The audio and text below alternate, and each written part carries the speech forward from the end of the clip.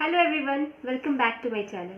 So in this video, I am going to give an honest review about my faculty from which I had taken classes for my CA Enter both groups.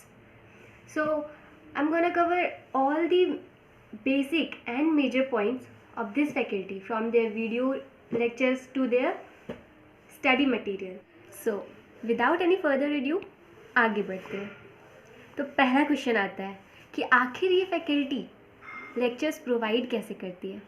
तो mainly इनका एक app होता है और इनके app का नाम है ई स्कॉलर्स. प्ले स्टोर से आप इसको ईजिली डाउनलोड कर सकते हैं. इन पे लॉगिन करने के लिए आपको ईमेल आईडी और पासवर्ड की ज़रूरत होगी जो आपको फैकल्टी ही प्रोवाइड करेंगी. दूसरा क्वेश्चन आता है कि इनके लेक्चर्स रिकॉर्डेड होते हैं या फिर लाइव लेक्चर्स होते हैं. तो इसमें रिकॉर्डेड लेक्चर्स दिए जाते हैं. रिकॉर्डेड लेक्चर्स पुराने होते हैं मगर कंसेप्ट क्लियर होता है. अगला क्वेश्चन आता है कि क्या वीडियोस हिंदी में होते हैं या इंग्लिश में होते हैं.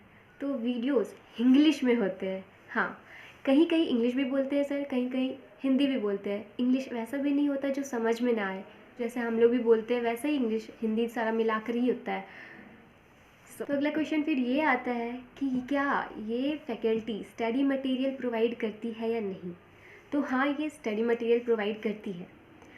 अभी मैं जो दिखाने जा रही हूँ वो इनके ही फैकल्टी के स्टडी मटेरियल है जो हर एक सब्जेक्ट के लिए होता है.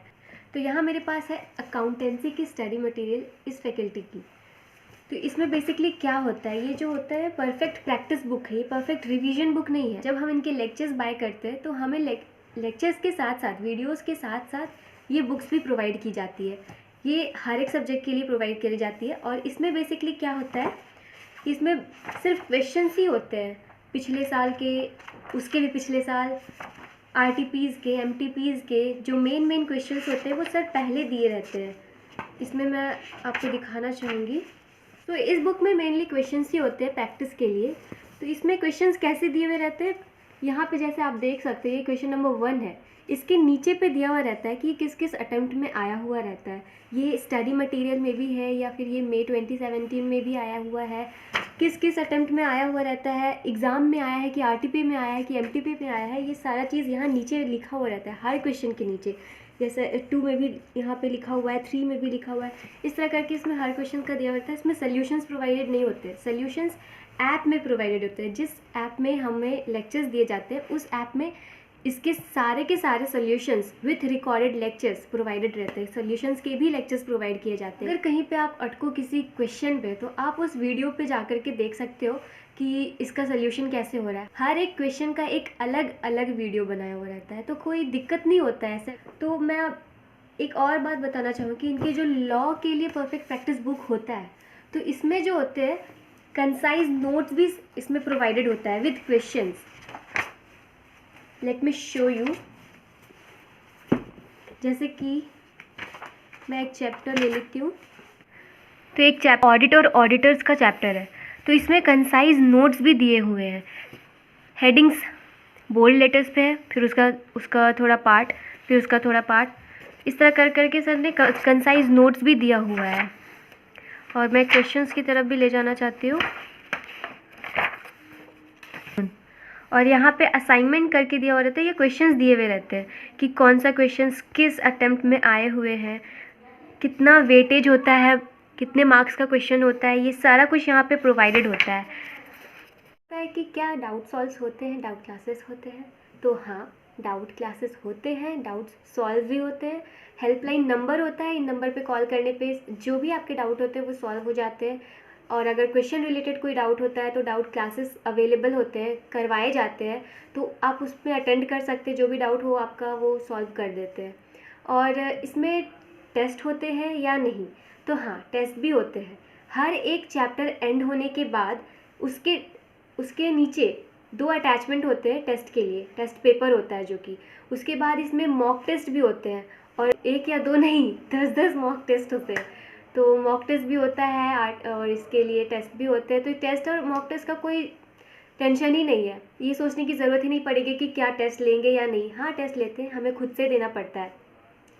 उस अटैचमेंट में क्वेश्चन पेपर होते हैं तो उसे हमें खुद से निकाल करके खुद से लिखना पड़ता है और उसको अपलोड करना पड़ता है. वो चेक करके आपको दे देते हैं। अब बात आती है रिवीजन लेक्चर्स की। तो हाँ, रिवीजन लेक्चर्स भी प्रोवाइड किए जाते हैं, रिवीजन क्लासेस अटेंड कराई जाती है, मतलब अवेलेबल कराई जाती है, जिसका नाम होता है बैच 75। प्रिपरेशन एकदम ही नहीं हुआ है तो एग्ज़ाम आने के 1 महीना या फिर 1.5 मंथ कह सकते हैं, या फिर 1 महीना लेके चलते, 1 महीना पहले ही ये बैच 75 जो होता है शुरू हो जाता है। इसमें 75 मार्क्स तक के पोर्शन को कवर किया जाता है। तो अब सवाल आता है कि आखिर ये एक्सपेंसिव है या फिर बजट फ्रेंडली। तो ये काफ़ी अफोर्डेबल है, काफ़ी बजट फ्रेंडली है।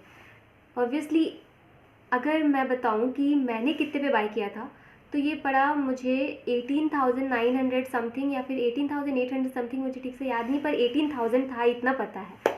तो ये काफ़ी बजट फ्रेंडली है, काफ़ी अफोर्डेबल है इस प्राइस में। बोथ ग्रुप्स, जिसमें कि स्टडी मटेरियल में कोई कॉम्प्रोमाइज़ नहीं है, स्टडी मटेरियल की क्वालिटी में कोई कॉम्प्रोमाइज़ नहीं है, वीडियो लेक्चर्स की क्वालिटी पे कोई कॉम्प्रोमाइज़ नहीं है, उसमें सारे ही कंसेप्ट क्लियर होते हैं। हाँ, लेकिन कुछ कुछ जगह ऐसी है जहाँ पे क्लियर नहीं होता है, लेकिन बार बार उस चीज़ को अगर देखोगे आप उस लेक्चर को, तो वो समझ आ जाता है, जैसा कि मैंने ये महसूस किया है।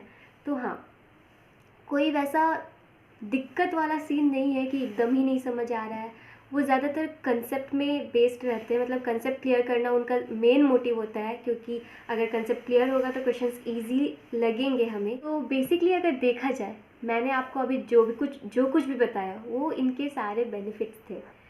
तो ऐसा तो नहीं है कि डिसएडवांटेज नहीं है, कुछ कुछ चीज़ें हैं जो मैं बताना चाहूँगी, जो आपको ही पता होना चाहिए इसको बाय करने के पहले। तो जैसा कि इसमें लेक्चर्स जो होते हैं वो रिकॉर्डेड होते हैं, कोई लाइव क्लास नहीं होता है क्लासेस को लेकर के, चैप्टर्स को लेकर के। तो हो सकता है आपको थोड़ा बोरिंग लगे।